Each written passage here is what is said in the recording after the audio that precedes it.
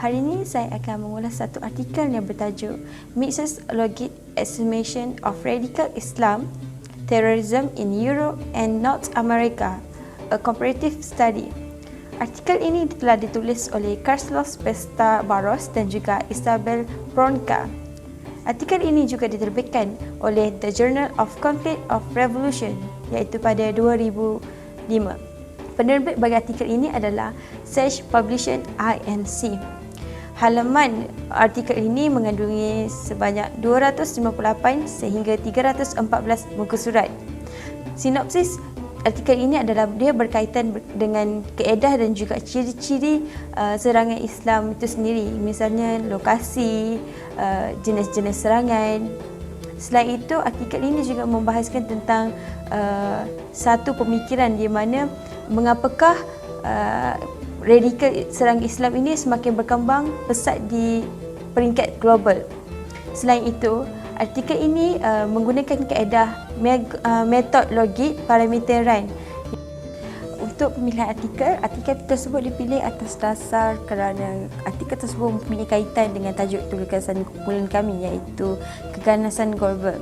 Selain itu, artikel juga menyentuh tentang serangan-serangan radikal Islam di mana itu adalah salah satu isu yang sangat memberi tamparan hebat terhadap golongan umat Islam. Oleh itu, kami satu kumpulan bersetuju untuk memilih artikel tersebut dijadikan sebagai ulasan artikel berkumpulan kami. Saya ingin meneruskan kepada isu atau perbincangan yang telah diutarakan dalam artikel ini. Baiklah, antara isu yang dapat dilihat ialah mengenai sifat serangan pengganas Islam radikal yang belum pernah terjadi sebelum kejadian di New York City dan Washington DC pada 11 September 2001. Baiklah, seperti yang kita sedia maklum, serangan yang telah terjadi itu telah menggunakan sebuah pesawat awam sebagai senjata pemusnah yang dilakukan secara besar-besaran. Seterusnya kejadian di Madrid pula yang mana telah berlaku pengeboman kereta api komuter pada 11 Mac 2004. Baiklah, isu yang seterusnya mengenai bahaya yang semakin meningkat telah memberikan impak yang sangat negatif dari segi sosial, ekonomi, politik dan sosiologi terhadap daya maju sistem kapitalis. Seterusnya ia memberikan impak yang memberikan kesan terhadap cara hidup yang mana disebabkan oleh kegagalan untuk mencegah serangan tersebut. Baiklah, pada pandangan saya, isu-isu yang diutarakan ini dilihat sebagai rujukan bagi penulis untuk memperolehi maklumat berkenaan ciri-ciri penting yang dikaitkan dengan serangan pengganas Islam dengan melakukan analisis.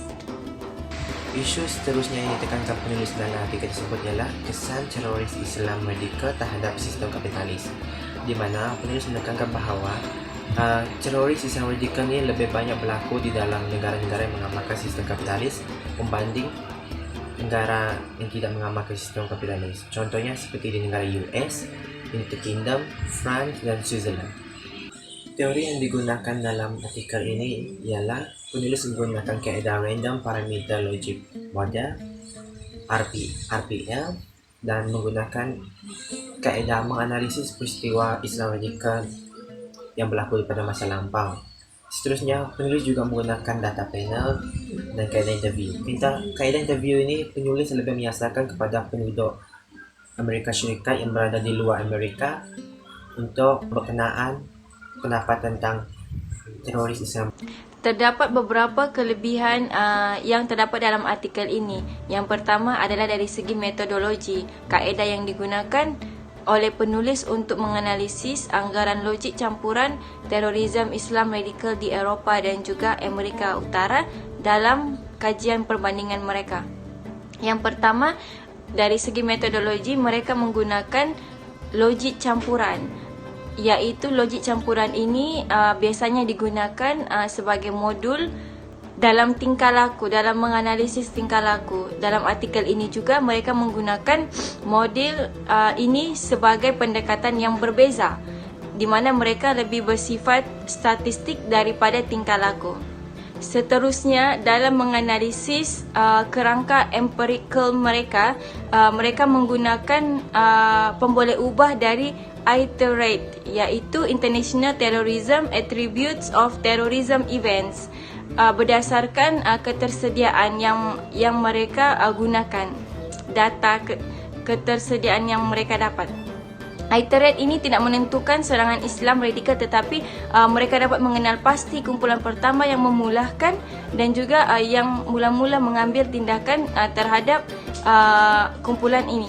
Selain itu juga, mereka juga ada menggunakan kaedah pemerhatian untuk menganalisis kajian mereka, iaitu mereka telah mengumpulkan sebanyak 2,799 pemerhatian mereka, analisis pemerhatian mereka untuk menjelaskan lebih detail dan juga lebih kukuh tentang kenyataan-kenyataan mereka dalam kajian mereka. Seterusnya, dari segi kelebihan artikel ini, dari segi rujukan, terdapat banyak rujukan-rujukan yang mereka gunakan untuk menyokong mereka punya fakta-fakta. Jadi ini akan memudahkan lagi lah pelajar ataupun orang yang ingin mengkaji pada masa hadapan sebagai rujukan mereka untuk mencari topik-topik ataupun tajuk-tajuk yang berkaitan dengan isu-isu pengganas kumpulan Islam ini. Seterusnya saya akan bentangkan mengenai kelebihan dari segi tulisan, yaitu sorotan, dan apa yang membuat artikel ini lebih menarik, yang itu yang lebih bagus. Okey, pada pengulas, kelebihan artikel ini dari segi tulisan, pengulas cuba meneliti dari segi pertama dan kedua, apakah yang membuat artikel ini menarik. Umumnya artikel ini bukan sahaja mudah difahami dari segi teknikalnya seperti yang dijelaskan di perenggan sebelum ini. Pengulas juga mendapati terdapat penggunaan elemen sorotan dalam membahaskan setiap subtopik yang hendak dijelaskan. Pengulas juga mendapati bahawa penulis artikel ini cuba membuat perbandingan berdasarkan sorotan-sorotan yang digunakan. Maksudnya, penulis memanfaatkan kajian-kajian lepas berkaitan isu teroris radikal Islam untuk mendapatkan lebih banyak jawapan. Disebabkan itulah pengulas dapat mengesan setiap subtopik yang diletakkan dalam artikel ini. Penulis cuba membawa pembaca untuk memahami isi utamanya melalui pengembangan ayat berdasarkan dapatan data yang diperolehi. Pada masa yang sama, perbandingan dilakukan dengan menggunakan analisis kajian lepas. Berikut pula bagi pengulas apa yang membuat artikel ini bagus. Pada pengulas, sebenarnya dari segi model logit yang digunakan. Berdasarkan kefahaman pengulas, model logit itu bermaksud model regresi nonlinear yang menghasilkan sebuah persamaan di mana variable dependent bersifat kategorikal. Umumnya, model ini merupakan suatu formula bagi memperoleh suatu jawapan, khususnya perbandingan dan perbezaan timbul dalam mendapatkan jawapan. Jadi jarang sekali untuk melihat model ini digunakan dalam membahaskan sesebuah jurnal maupun artikel. Tambahan pula, apa yang membuat artikel ini lebih menarik dari segi bentuk data yang dipersembahkan dalam bentuk jadual untuk kemudahan pembaca melihat secara umum apa yang cuba disampaikan. Penulisan juga dipersembahkan mengikut subtopik. Hal ini bermaksud setiap data mempunyai tajuk utama bagi menjelaskan keseluruhan perenggan.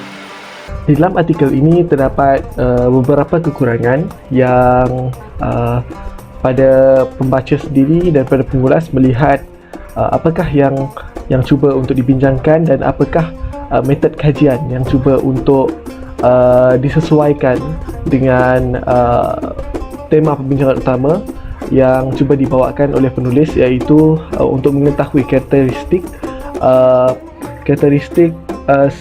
radikal Islamis itu sendiri. Jadi yang pertama adalah disebabkan oleh sifat kajian ini terlalu menekankan aspek statistik ataupun kuantitatif.